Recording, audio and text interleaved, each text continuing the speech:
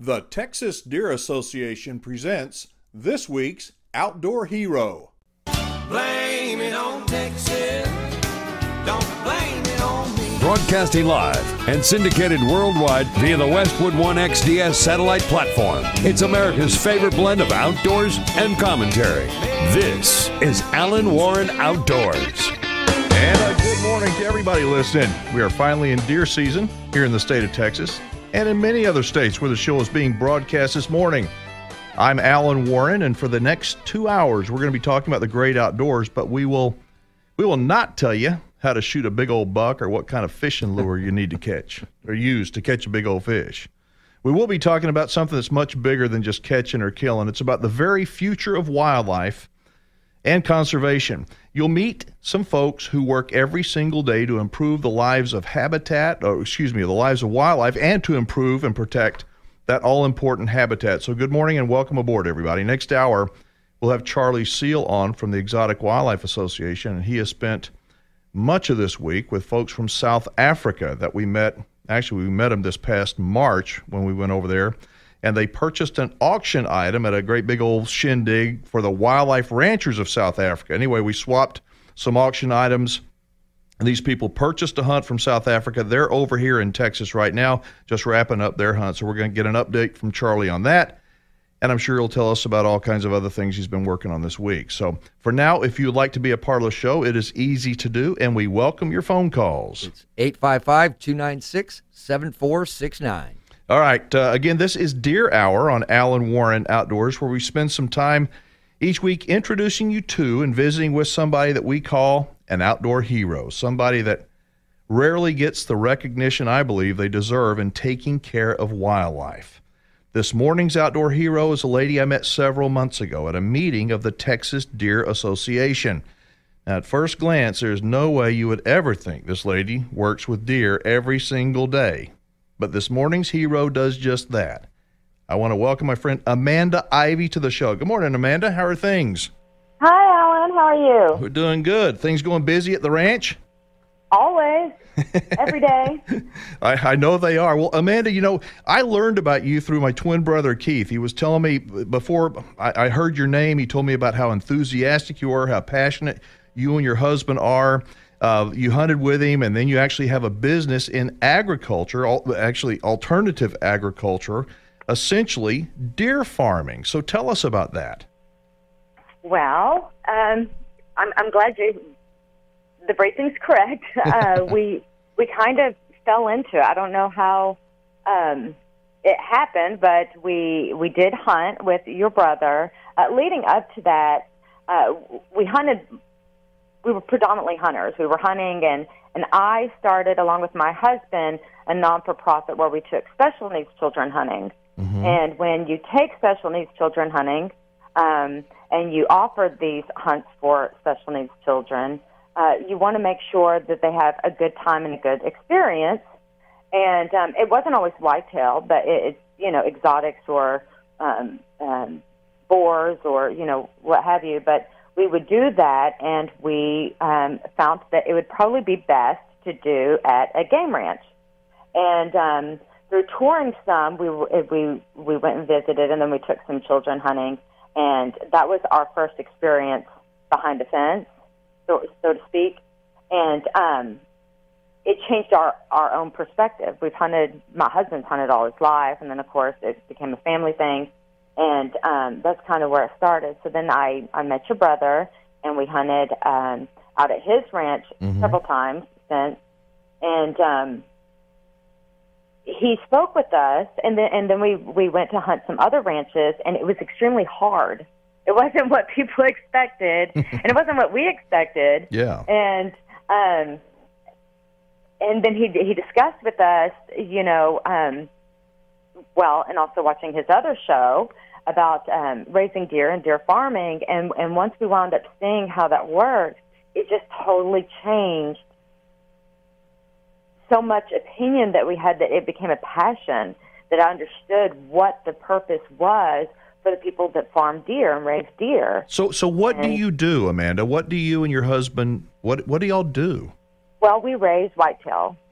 We are a whitetail farm. We do not have a hunting preserve. Just a lot of people think, oh, well, so we have people that follow us or follow, on Instagram or social media and want to see our deer, but we don't have a hunting preserve. Nobody, I always tell people this is a farm, and it's no different than, cows or chickens or, any other kind of agriculture, and it's a farm. And so they're here, and we breed them. What is it about deer that you like? I mean, what is it that intrigues you guys?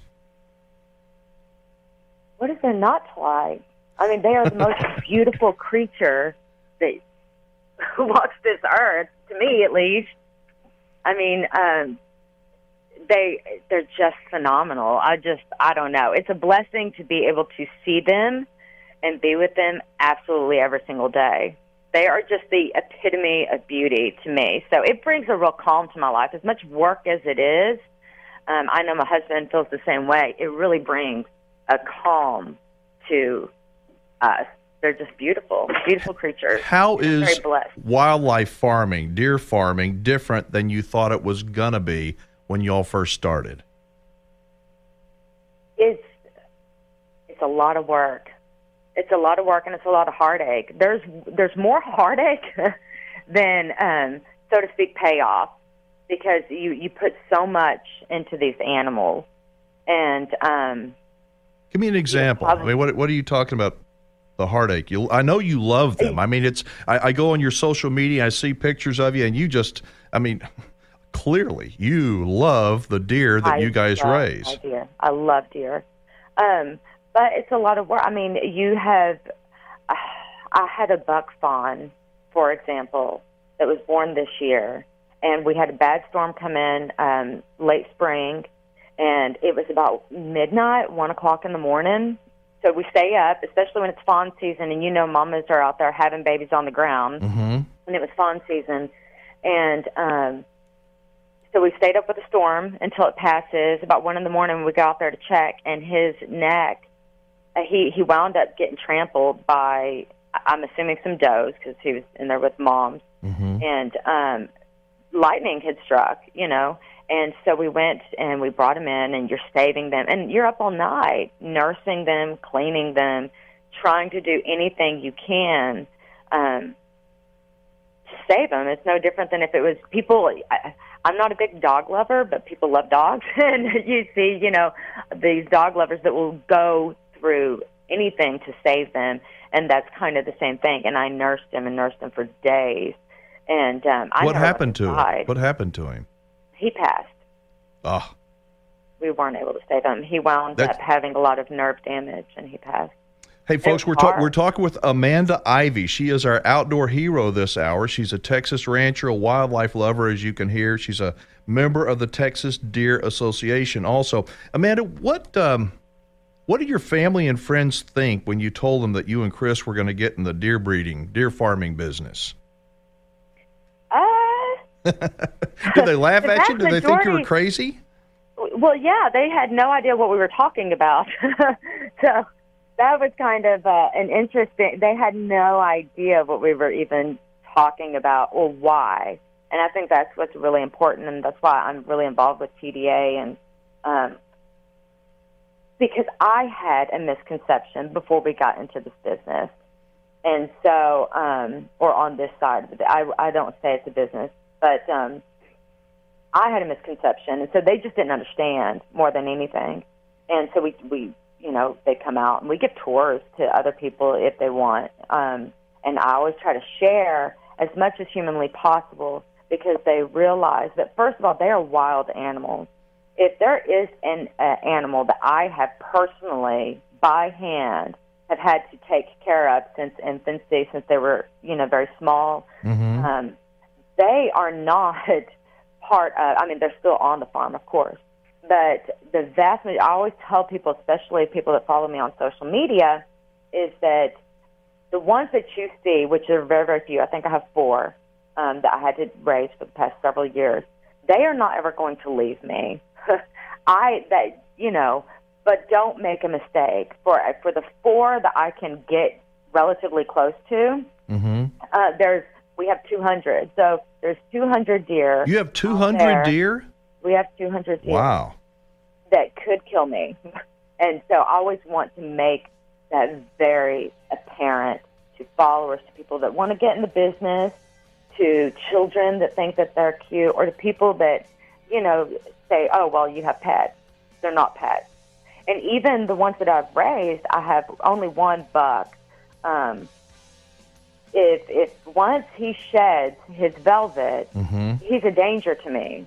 Absolutely. He doesn't mean to. He is close to me, and he'll come relatively close to me. But once he sheds his velvet, I can't get near him again until spring. Hey, Amanda, hang on. The music's coming up. We got to take a quick time out. Stay with us, folks. We have got more with today's outdoor hero, Amanda Ivy, right after this. And, Amanda, I'm going to want to know what your favorite part of being a deer farmer is and the most difficult part of what you do. So stick around. This is Alan Warren Outdoors.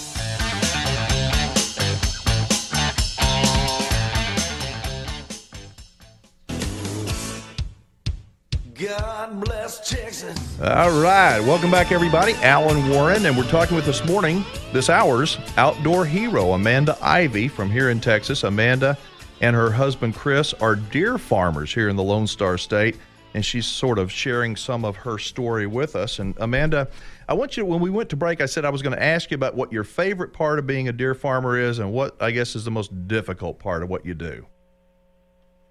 Yes. Not easy.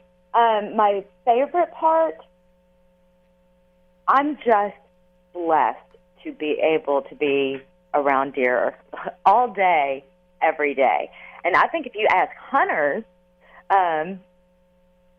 they would feel the same way, right? Because everybody wishes hunting season was year-round. So, it's just I get to live the wildlife dream. I really believe. For me, some people are like, oh, well, if I was on TV or, a hunting celebrity, but this is my dream, and it's just fabulous. I mean, I get to see them every day. It's amazing. How has your heart changed? How have your feelings changed towards the way you look at what you do now versus when you were just, quote-unquote, a hunter? I mean, do you feel just the same, or have you changed any? I have a lot of people that ask me that. A lot of people ask, well, how does it affect your hunting, especially because we're still avid hunters? I have so much more respect for the animal. I have so much more respect, and I can understand, and I'm so glad you brought that up because I think it's important for people to know that what changes is I understand why we do what we do, why we raise deer, and that is because a lot of people, and this is why I share pictures, is because my 1-year-old or some of my 1- and 2-year-old bucks would be shot. They would be harvested if you were hunting because they're beautiful, but they're not mature. They weren't mature.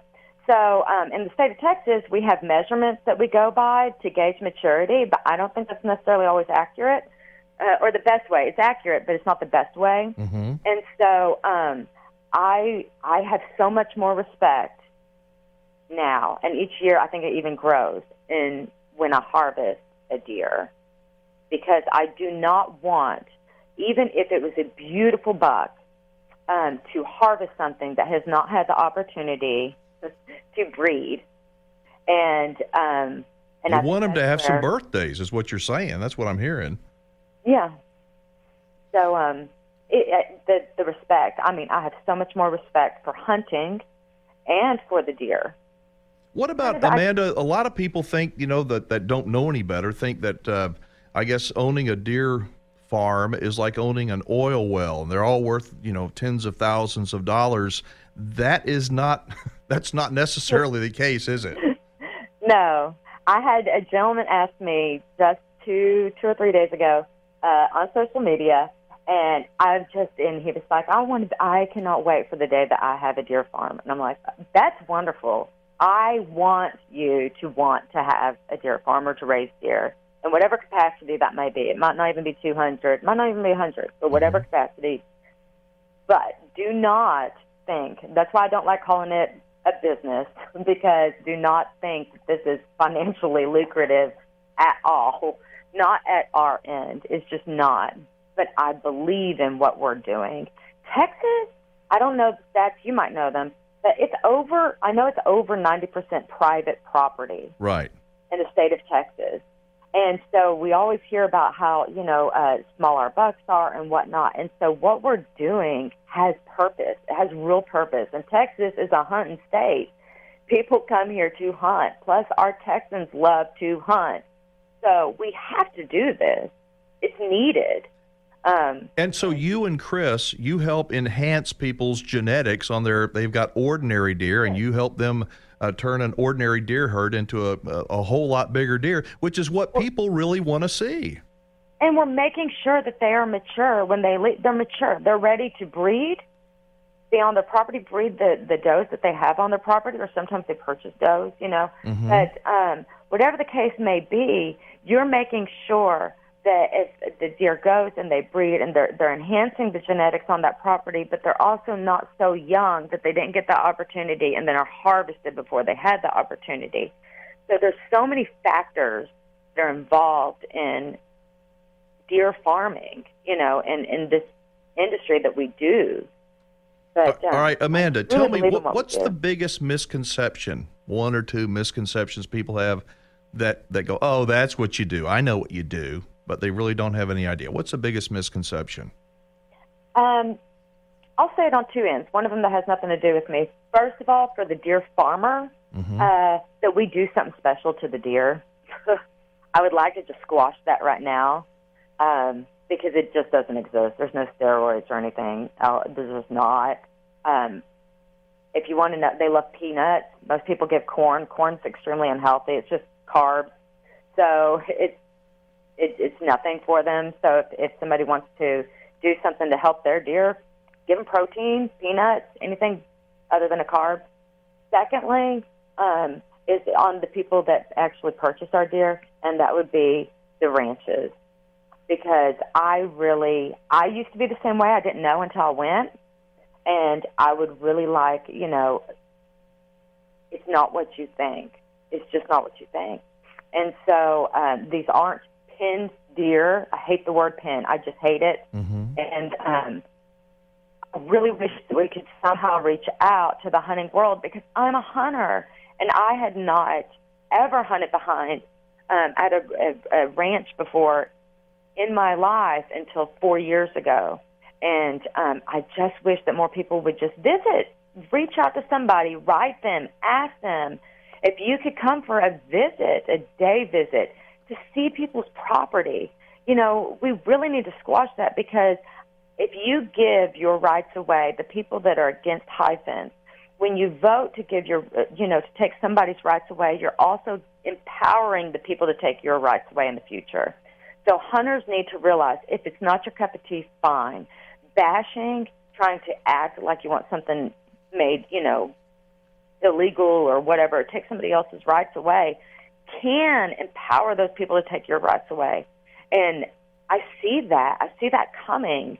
And as hunters and, people that just love the outdoors, period, we've got to stop it. Amanda Ivy, I got to call it there. We're up against a break. I appreciate so much. I would love to have you on in the coming weeks, because there's so much we can talk about. But thank you for being this morning's outdoor hero, and thank you for everything you do. And I appreciate you getting up early this morning with us, okay? Thank you so much, Alan. All right, we'll talk again soon. Folks, that was Amanda Ivy. She was, she's amazing. She loves deer with a passion. She absolutely loves them. We have got to take a break. But I want to remind everybody that if you know somebody that is an outdoor hero, somebody that works every day like Amanda does, taking care of wildlife and protecting and improving habitat, let us hear from you. We would love to feature them here on the program. You can call us at 855-296-7469 right now, or leave us a voicemail 24/7. All right, this portion of the show is brought to you by another group of outdoor heroes called the Texas Deer Association. The TDA is made up of all kinds of people that love deer. If you're a deer enthusiast, I invite you to take advantage of the free membership offer to join the TDA. As a member of the Texas Deer Association, you're going to get a whole lot of benefits, but most importantly, your membership, even the free membership, helps protect the rights of deer hunters from anti-hunters. And, it helps us do the great things that we are doing for wildlife. All right, to become a member of TDA and get this free membership, go to huntyourway.com. That's huntyourway.com. Look for the membership tab at the top of the page. Click on it, huntyourway.com.